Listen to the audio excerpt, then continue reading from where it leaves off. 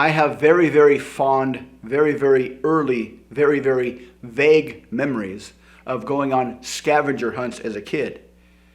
We would somehow get a list of stuff to collect, going door to door and asking people if they had this stuff. I don't know how we got the list. I don't remember who came up with the list, but we would separate into two teams and go into two halves of the neighborhood, and we would race to see who could be the first to collect the treasure.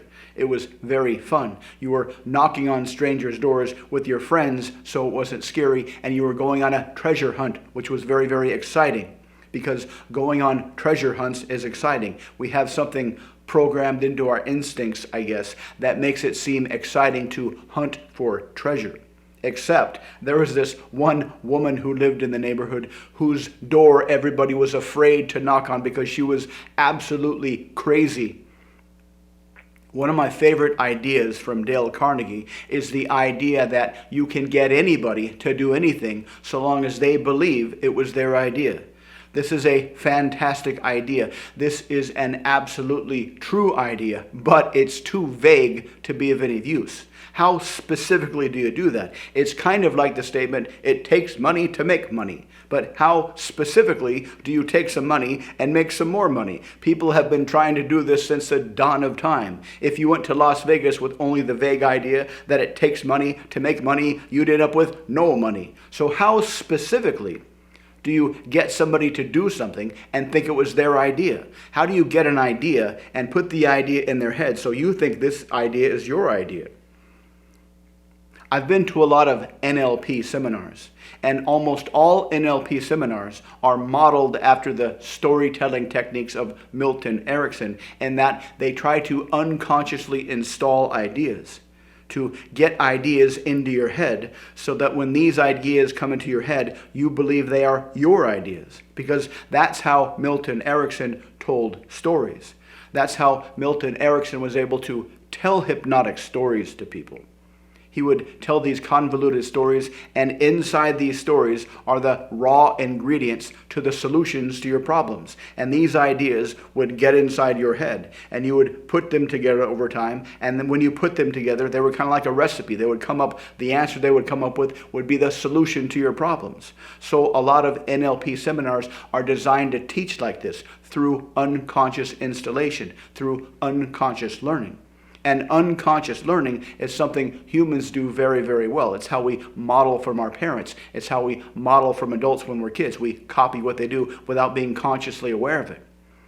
I met this one guy at one of these seminars who told me he went to this other seminar, and it started out as a regular persuasion seminar, but it kind of morphed into a seduction seminar because all the attendees were dudes, and they all wanted to find out how to talk to girls effectively, how to be seductive when they talk to girls. So the seminar teacher kind of switched gears. But he taught mostly unconsciously, meaning that at the end of every day in the seminar, none of the attendees could remember what happened.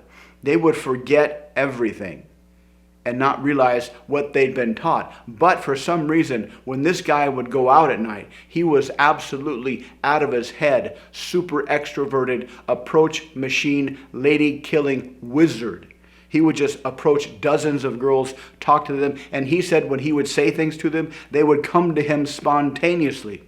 He didn't have any memory of any kind of conscious learning curve. He just would know what to say in the moment, and what he would say in the moment would work very, very well. He would say things to girls that were very, very attractive. He would say things to girls that were very, very seductive, but he just rolled with it, and he had all kinds of success. But there was something in that particular seminar that he told me about that he did remember. The part that he probably wanted them to remember. And it's a story, but it was an augmented story of one you've probably heard before.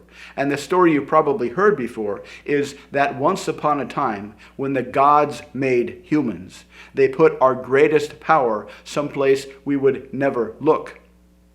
They didn't put it on top of the tallest mountain. They didn't put it in the deepest sea. They didn't put it in the driest, hottest desert. They didn't put it on the fucking moon because they knew we would find it there. So they put it where we would never look, behind our greatest fears. That's the way the story really goes, or used to go, or kind of goes.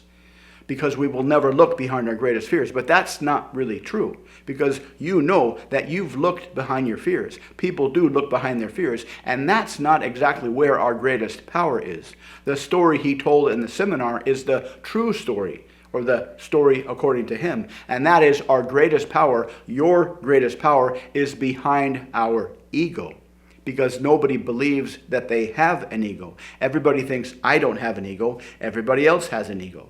But when you talk to people through your ego, it creates a subconscious ego battle where you can't really get a lot of ideas into their head. But when you remove your ego, when you turn off your ego and you speak to people from an ego-free standpoint, all the ideas that come out of your head will get accepted into their head, and they will be filtered through their ego. And as your ideas go into their head and be filtered through their ego, they will remember these ideas as your ideas. They will remember these ideas as their ideas. And that is the source of our greatest power, your greatest persuasive power, to talk to people in a way that they will accept any ideas you have, and they will accept their ideas as their own.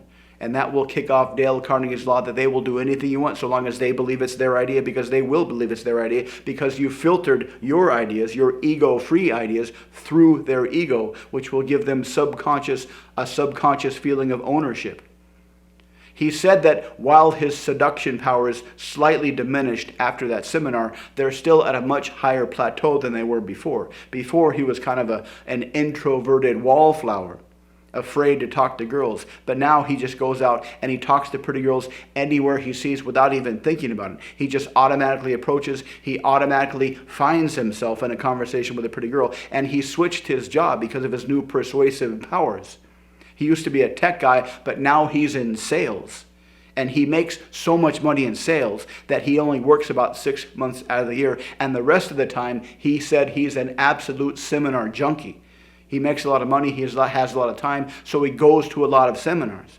Because he told me, when you go to seminars, you can learn a lot more, because you can practice language patterns inside seminars. You can practice hypnotic persuasion patterns inside seminars. You can practice seduction inside seminars.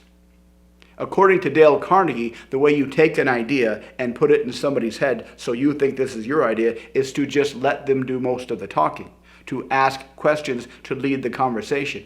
And the more you get comfortable asking questions to lead the conversation, the more you ask the right questions to lead the conversation, you can lead the conversation anywhere you want to. And because they'll be doing most of the talking, they will believe the result of the conversation is their idea. I lived on this street when I was a kid that had kind of a hill at the top and a flat part at the bottom. And so me and my friends would like to ride our skateboards down the street, down the sidewalk. We couldn't ride in the street because Mom would get angry. But on my side of the street, there was a few big cracks. So if you rode your skateboard down the sidewalk and hit one of these cracks, or these bumps in the road, you'd flip over and crash and maybe die. But the other side was really, really smooth. The problem was, on the other side of the street, the smooth sidewalk was in front of that crazy lady's house. And one day, me and my friends, I was in about 3rd grade maybe, we were skating up and down the hill, and she came out because she hates kids. She doesn't want kids skateboarding in front of her house, and she just laid down on the sidewalk. So we came down and saw this crazy lady laying on the sidewalk, blocking our path, and that freaked us out. So we had to go skate somewhere else. But I do remember fondly hunting for treasure, because it's always fun to hunt for treasure. You have an instinct that makes it feel really good when you look for treasure, particularly if the treasure is behind the ego in your brain, and the treasure you can find or put in other people's brains, because that will make you incredibly persuasive. If you'd like to learn more, please check out the links below. Thanks for watching. Put it down in a comment below. Please like and subscribe, and I'll see you next time.